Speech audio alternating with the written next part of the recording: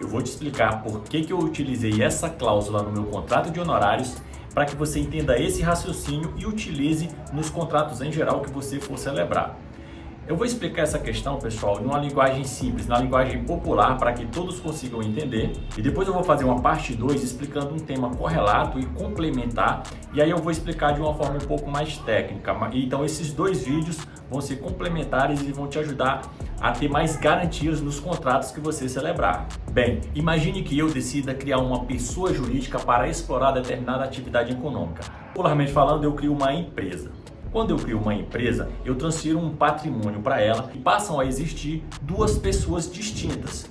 Eu, o dono da empresa, popularmente falando, e a empresa, a pessoa jurídica. E nós somos pessoas diversas, com patrimônios diversos, com direitos e obrigações diversas, de modo que o meu patrimônio não se confunde com o patrimônio da pessoa jurídica, da popularmente falando empresa. Em regra, o meu patrimônio não pode ser utilizado para quitar as dívidas da pessoa jurídica. Afinal, ninguém é obrigado a pagar uma dívida que não lhe pertence. Isso como regra. Excepcionalmente, é possível que o patrimônio do dono da empresa seja utilizado para quitar as dívidas dela, algo que é chamado de desconsideração da personalidade jurídica. Mas isso é algo excepcional. Você vai ter que provar como regra que eu agi com abuso. Por exemplo, eu tinha o propósito mesmo de lesar credores, ou então que não havia na prática uma separação patrimonial, mas isso é algo difícil de ser provado na prática. E nesse contexto é possível, por exemplo, que a pessoa jurídica esteja passando por dificuldades financeiras, tenha várias dívidas e não tenha patrimônio suficiente para quitá-las, ao passo que eu, o dono da empresa,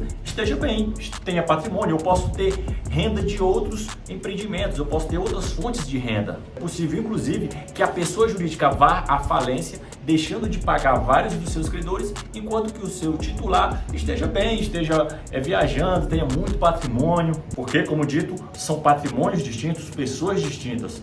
Diógenes, mas que injustiça! Ele não é o dono da empresa? Sim, ele é o dono da empresa, mas ele não é a própria empresa, ele não é a pessoa jurídica, são pessoas distintas, é igual meu pai. Meu pai é meu pai, mas ele não é obrigado a pagar minhas dívidas. Então, tendo isso em mente, eu vou te falar uma cláusula que eu coloquei no meu contrato de honorários para que você entenda o raciocínio e utilize isso também na sua atividade profissional.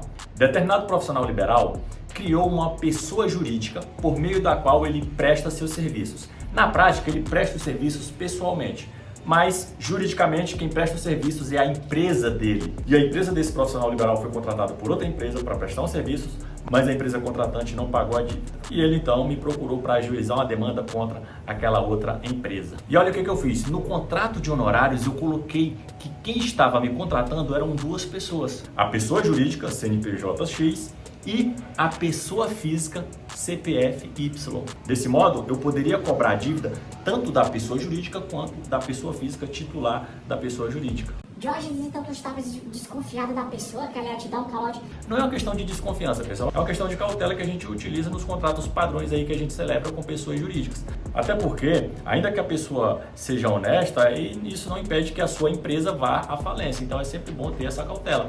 E, aliás, você não precisa necessariamente colocar o titular da pessoa jurídica, o sócio administrador, como eu vou explicar melhor em outro vídeo, como contratante. Você pode colocá-lo como fiador. Então, você pode colocar a sociedade empresária lá, a empresa, como contratante e como fiador, o seu administrador. Então, dessa forma, você vai ter dois patrimônios, o patrimônio da pessoa jurídica e o patrimônio da pessoa física, respondendo aí pela dívida. Bacana? O que achou da dica? Deixa aí seu comentário, compartilha esse vídeo com alguém e eu te aguardo para o próximo vídeo. Até a próxima!